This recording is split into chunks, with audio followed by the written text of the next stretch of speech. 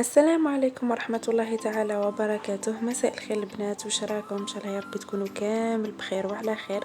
على بالي بلي طولت عليكم الغيبة، على بالي بلي قصرت بزاف في حق البنات هنا اللي حابين يتعلموا معايا، والبنات اللي ديما يسقسيو عليا، والبنات اللي ديما يخليو لي دي كومونتير. نقول لكم يعطيكم الصحة واعتذر منكم على طول الغياب.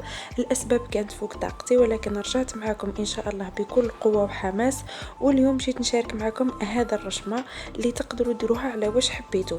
بالنسبه للرشمه كنت شاركتها معكم في الانستغرام، نخليه لكم لتحت في صندوق الوصف يا البنات، ادخلوا شوفوها، واللي حبت الرشمه اكيد نبعتها لها. لواش تصلح هذا الرشمه تبعوا معايا الفيديو حتى الاخير.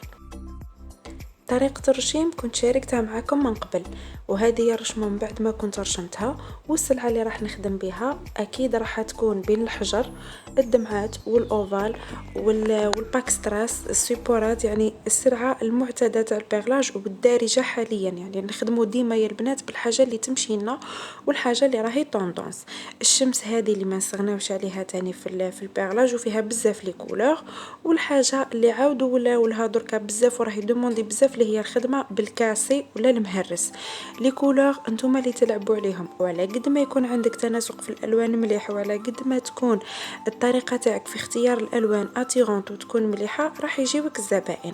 في نفس الوقت راح ندخلوا اون بروش اللي تكون اتيرونت وتزيد جمال بزاف للخدمه تاعنا. بلا ما ننساو العقاش، هذا هو العقاش يا البنات، وكاين فرق بين العقاش والمهرس. العقاش يكون شويه طويل، والمهرس يجي يعني حبات صغار خلاص.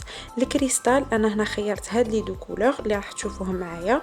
وتاني خدمت بالسمسم ولا المكور، كل واحد كيفاش يسميه. هذا يا البنات يجي حبات تاعو صغار بزاف، يعني اللي راح تتقلق منه غير ما كان له تخدم به، خاصة المبتدئات. بصح ننصحكم تخدموا به، لانه الخدمه به تجي هايله يا البنات، وتجي كما قلت لكم اتيرونت.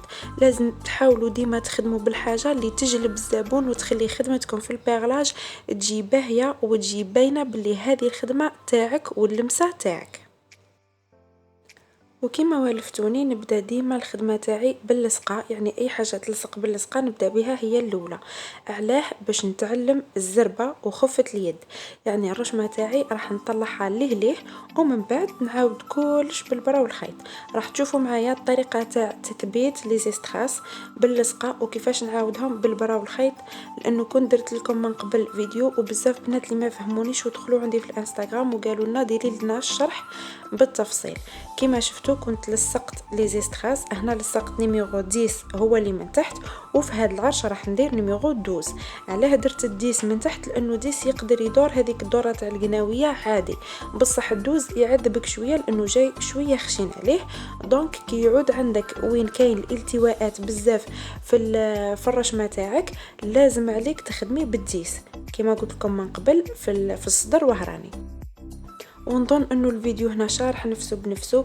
حبيت نرد على بعض التعليقات اللي كانوا جاوني هنا في اليوتيوب، وتاني اللي يدخلوا عندي في الانستغرام.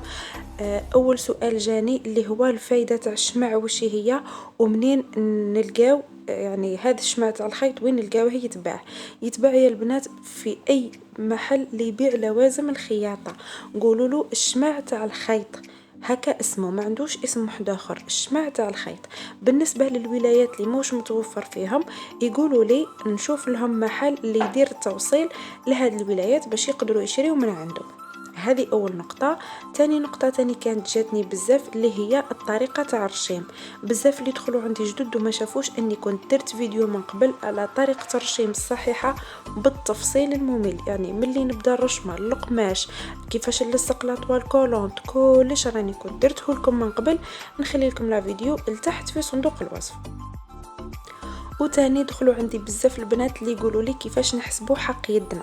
شوفوا يا البنات، انا كنت هدرت هنايا فيديو مفصل على كيفاش تحسبي حق يدك، كيفاش تقيمي السلعه تاعك وتقيمي الخدمه تاعك بارابور للسلعه اللي عندك، وتقولي للزبونه السعر سواء تتفاهموا عليه من قبل ولا كي تجي تدي لا كوموند تاعها.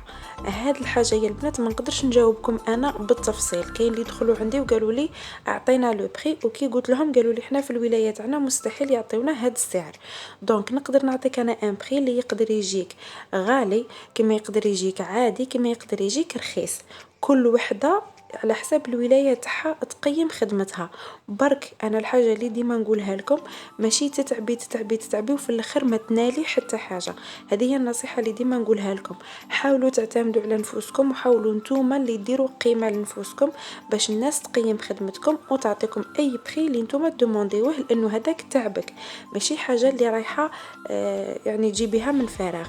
انتي تاني راكي تتعبي، وانتي تاني راكي تسهري، وانتي تاني عينيك ينقصوا في الشوفة.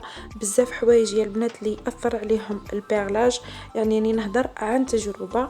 هاد الحاجة من بعد كي تأثر عليك ما راح يفيدك حتى واحد، يفيدوك غير خدمتك ودراهمك اللي تقدري تروحي بهم للطبيب وتوقفي على روحك. هذا الرشمة يا البنات راح تشوفوها معايا قريبا في انغوب اللي راح تكون خاصة بالمولد النبوي الشريف. خليت لكم هذا المقطع هو الاخر واش نقدر نخدم هذا الرشمة، لانه على بالي باللي ماشي كامل البنات يقدروا يوصلوا للاخر تاع لا فيديو ويتفرجوه. اذا حبيتي ديري غوب بمناسبة المولد ولا باي مناسبة عندك، ننصحك بهذا الرشمة خفيف ظريف. وكما قلت لكم تاني من قبل، اللي حبت الرشمة تتواصل معايا في الانستغرام نبعثها لها وتبريميها فورما A4 يعني عادي، وتقدر ترشمها بكل سهولة.